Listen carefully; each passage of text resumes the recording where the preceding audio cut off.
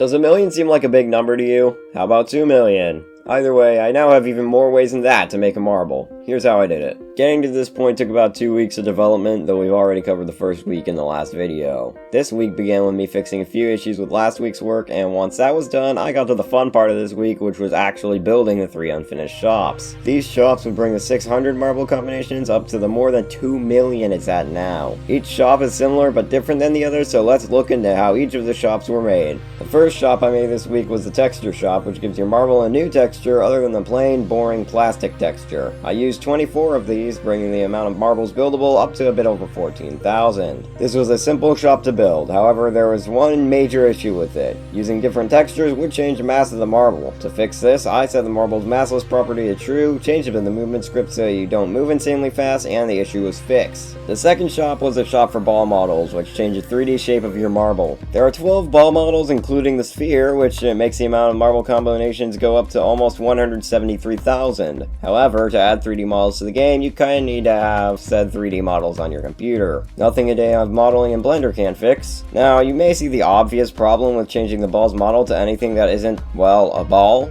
You wouldn't be able to roll. This is where I change the original marble to an invisible hitbox and add a new marble that doesn't collide with anything. Basically, the marble, or whatever model you see, is not the marble that collides with the floor, but is really just there for cosmetic purposes. There is a bit of an issue with your character sticking out of the new models, most obviously shown with the pyramid model, but I haven't fixed it yet. The last of the 3 shops pushed the marble count above 2,000,000, even though this cosmetic doesn't actually affect your marble. Introducing player titles, meaningless text next to your name that shows you had coins at one point. These tags are displayed to the left of your name, allowing you to show off your experience at the game. Also, these player titles cost far more than any other cosmetic, with the most expensive one costing 400,000 coins, 16 times what the other 3 shops' most expensive items are. This has to have been the easiest shop to build, where I was able to employ every copy-paste tactic I had built up over the week for copying similar code over to new shops. Besides that, the cosmetic itself is actually really simple. I alter the text above your head slightly, and bam, you have your new player title. This shop took less than half an hour to build, start to finish.